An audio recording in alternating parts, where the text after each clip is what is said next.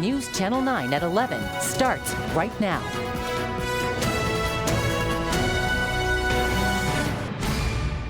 We begin tonight with breaking news out of Hamilton County. This is a view from our Sky View drone over the scene in Hickson. Law enforcement busy with two pursuits tonight within an hour of each other. Both ended with the suspect's vehicle disabled. This scene just 90 minutes ago on Sparrow Lane off Thrasher Pike in Hickson. The vehicle stopped here, flipped over to a next house next door.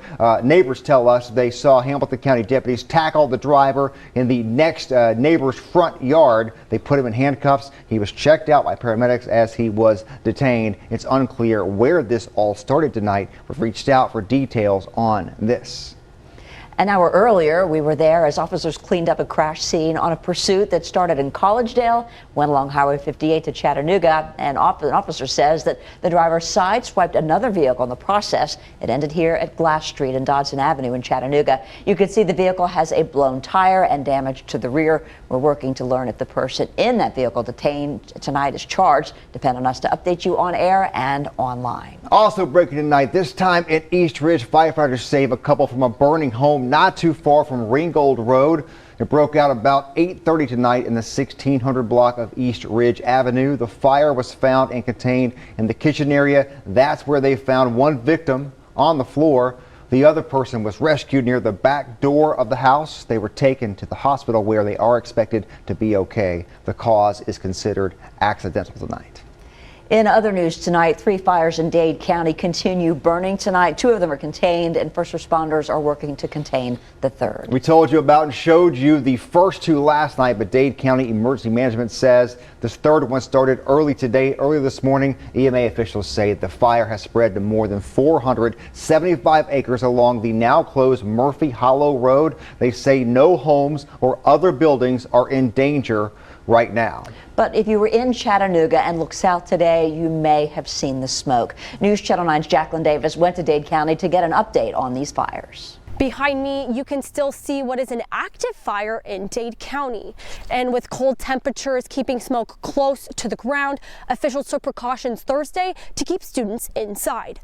Safety is our top priority. These pictures show what the fire in Dade County looks like. It was a low visibility, just like tonight and in the morning when the fog settles in. It makes it hard to see. It's like a real thick fog, but it's smoke. That thick smoke covers the road, making it hard to see, and the smell like a campfire burning all around you.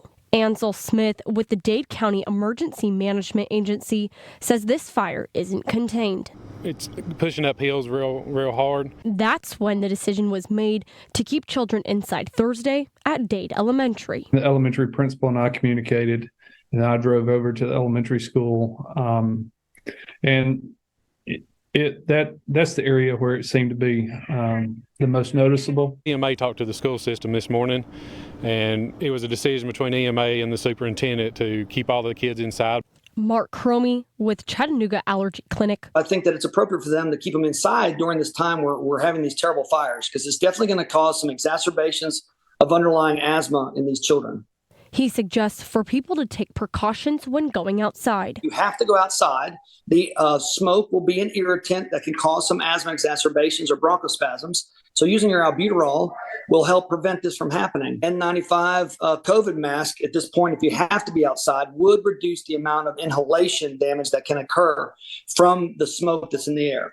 The superintendent says they will continue to monitor the fire each morning until it's out. If it's very smoky in the morning, we'll keep the kids indoor during recess. Reporting in Dade County, I'm Jacqueline Davis, News Channel 9. And late tonight, the Dade County EMA says a member of the Georgia Forestry Commission had to be rescued in the woods fighting that wildfire on Murphy Hollow Road. He suffered a broken leg out there. We're looking to get more information on what happened there. New tonight, lanes are back open tonight on I-24 after a semi-truck fire interrupted eastbound lanes for several hours. The Chattanooga Fire Department says the fire started in the truck's cab. The driver got out okay. More troublesome was the fact that the fire spread and lit smaller brush fires on the side of the interstate. CFD says they were able to put out those fires before it could spread. No one was hurt there. Here's another view from that scene. News Channel 9 viewer Brittany Bryant Esser sent us this shot of the rig as it was on fire. You can see the flames shooting high. If you see news where you live, send it to us on our website, newschannel9.com. Just click on the chime in button and upload it.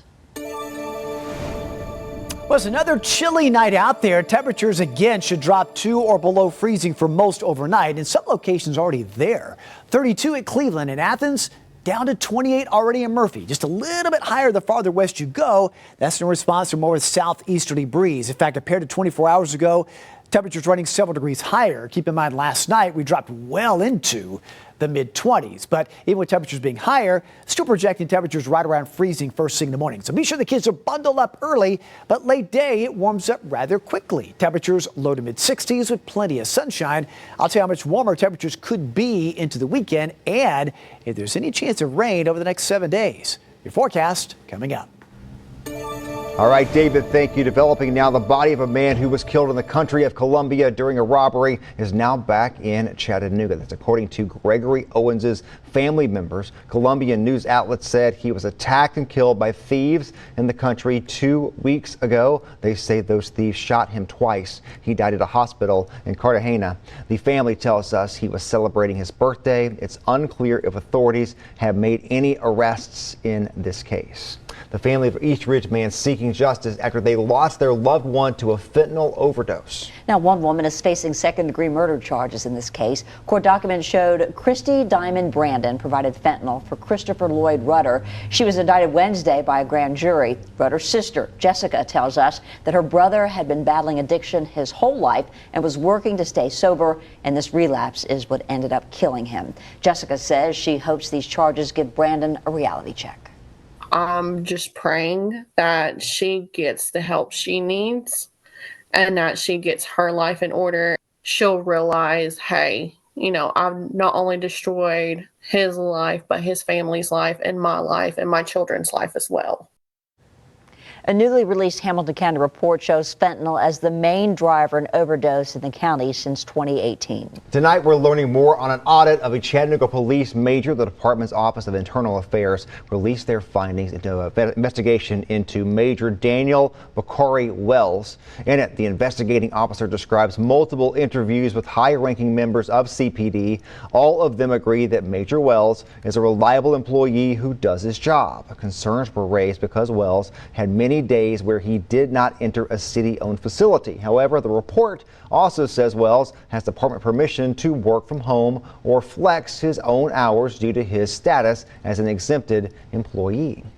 Months after a fire destroyed a beloved Dunlap business, the owners of the Cookie Jar Cafe are announcing when they plan to reopen. They said they plan to be back in business by January 2nd. An electrical fire destroyed their business back in June. The cafe is known for its scenic views and its petting zoo as well, and has been a local favorite since it opened back in 2002.